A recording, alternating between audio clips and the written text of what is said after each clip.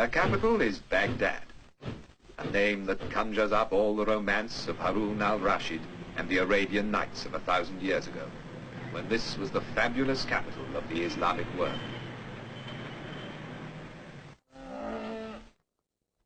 The tempo of an age-old way of life contrasts with the swifter rhythm of the new.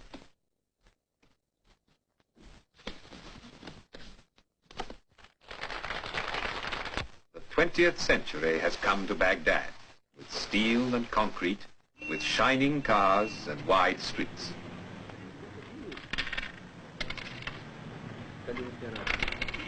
But the people of Iraq hold on to the best of their old traditions. In the bazaars, you can see and hear them carrying on the art and exquisite craftsmanship that has been their pride for hundreds of years.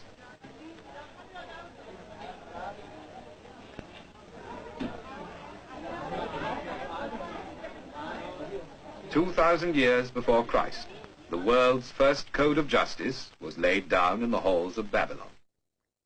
Today, in Baghdad, a modern police force upholds the laws of a sovereign state.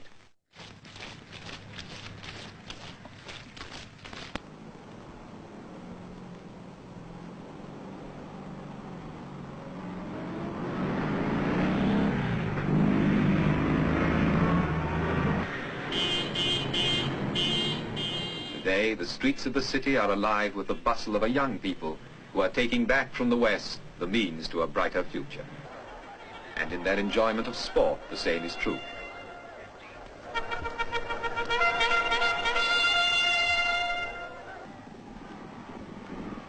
From 3 Arab stallions brought to England over 200 years ago, every thoroughbred has been sired. Today, their descendants run on every racecourse in the West. And now, in the 20th century, the sport of kings has come into its own in Baghdad, and how the people love it.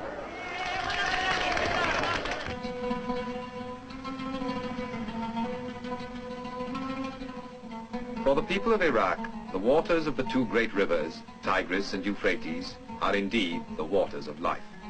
All through history, this land has drawn its food, its whole existence, from these 2 waterways. Between the twin rivers, so legend says, was the world's first garden, the Garden of Eden. And here there is still the miracle of the water. With water, man has made the desert green with grain and vegetables, rich with spices and dates for all the world.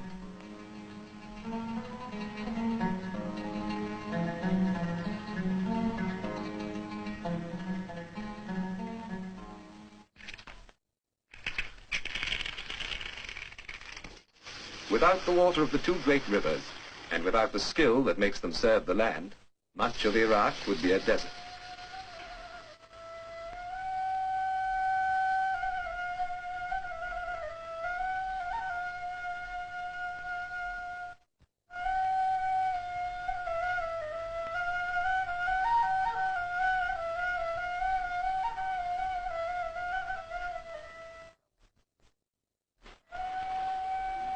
Only in the mountains and valleys of the north is there enough rain and snow to help the farmers cultivate their fields. Here, the life of the Kurdish tribes, farmers and hunters all, still follows an age-old pattern set by the sun and the changing seasons. When you visit one of their villages, you begin to remember Jacob and his flocks, and Rebecca at the well.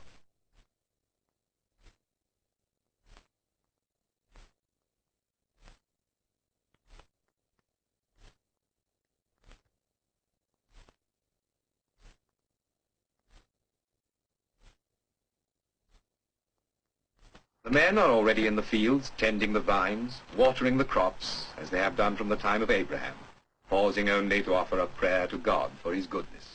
Allahu Akbar, Allahu Akbar. Ashhadu an la ilaha illallah. Ashhadu an la ilaha illallah.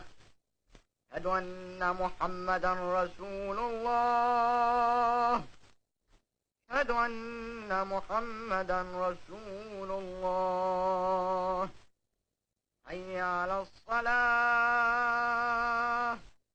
حي على الصلاة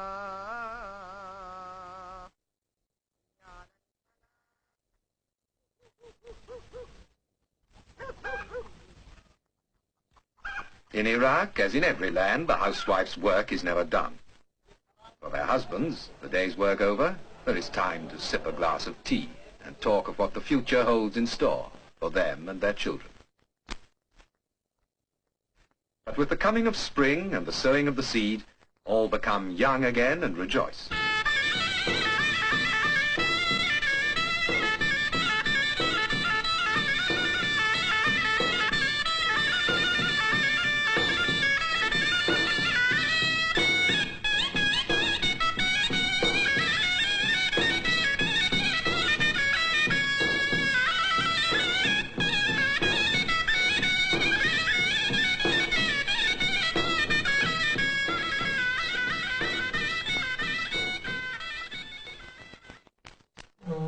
From the cool mountains of the north, where the waters rise, down across the central plains to the burning heat of the Persian Gulf, where the twin rivers join in the Shatt al-Arab.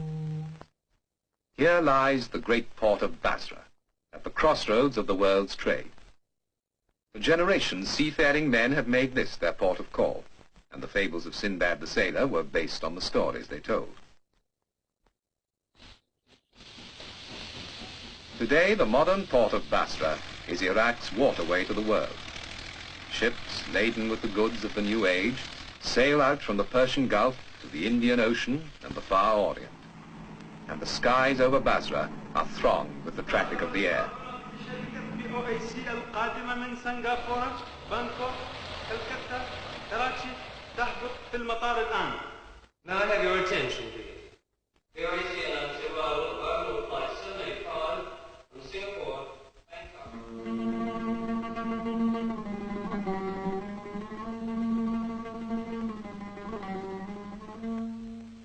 And yet, within a few minutes flying time of Basra is a strangely different world.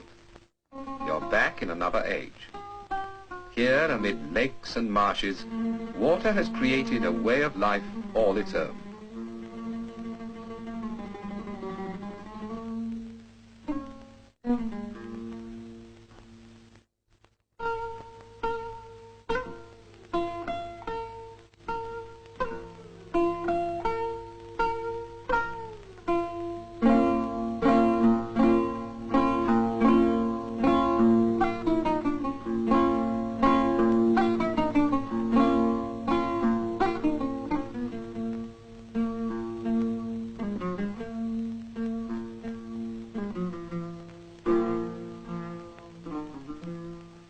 Way of life well suited to these strange surroundings, and at the same time a living reminder of that remote past when men settled by these waters to found the first great cities known to man.